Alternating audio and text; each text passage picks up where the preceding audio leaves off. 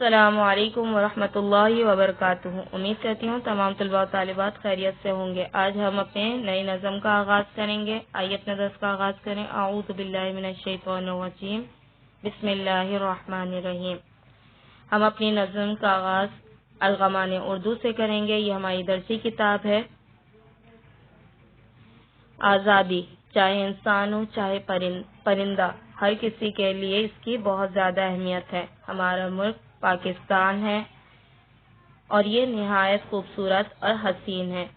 اس کا خواب علامہ اقبال نے دیکھا تھا اور اسے تعبیر قائد اعظم محمد علی جناح نے دی، اور ساتھ ہی ان کے ساتھی رہنماؤں نے ان کا ساتھ دیا۔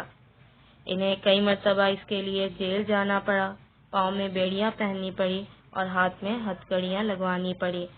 ان تمام نکات کو سننے کے بعد آپ کے ذہن میں کون سے دن کی یاد تازہ ہوتی ہے؟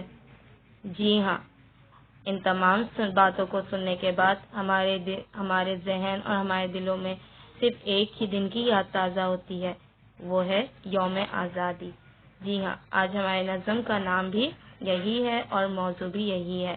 نظم ہے یوم آزادی اور آج ہمارے سبق کا 24واں دن ہے۔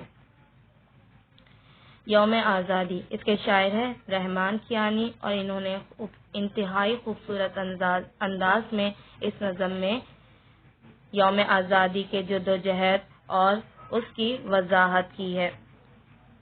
سب سے پہلے قبل از مطالعہ سرگرمی نمبر 1، باہمی تبادلہ خیال کے ذریعے علامہ اقبال نے ایک ایسے پاکستان کا خواب دیکھا تھا کہ موضوع پر جال بنائے۔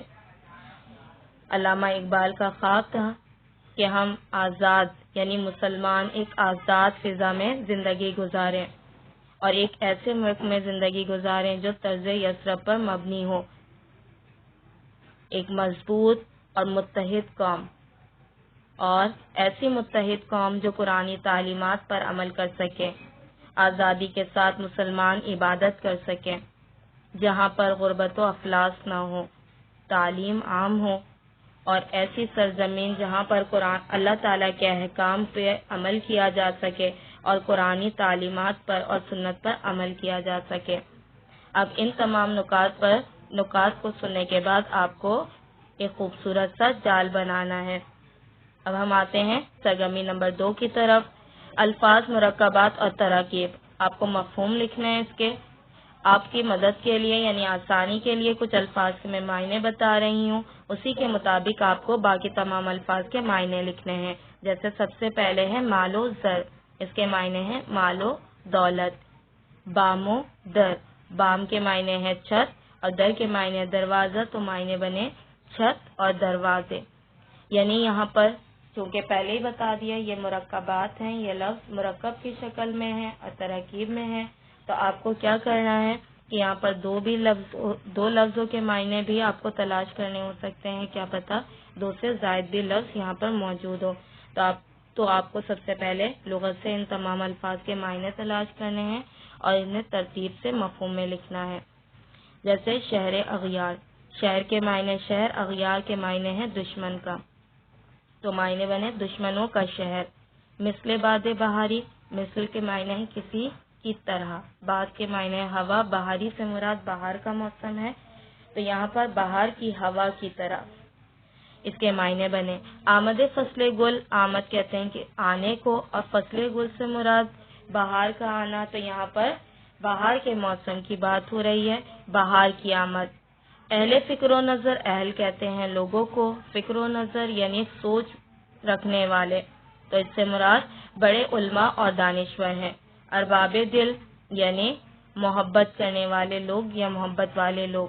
اسی طرح آپ کو باقی الفاظ کے معنی بھی لغت سے تلاش کرنے ہیں اور اس کے معنی یہاں لکھنے ہیں۔ جیسے جہل و افلاس، تفریق ملت، بیرون در، طرز یثرب، العما الحذر، معتمد نوکر، انجمن ساز، بیریدا عورتیں، نو دولتیں، مسخرے، جنس اسلام، کمیاب و نایاب۔ ان تمام الفاظ کے معنی لغت سے تلاش کیجیے گا اور ترتیب سے مفہوم میں لکھے گا۔ اب ہم آتے ہیں سرگرمی نمبر 3 میں۔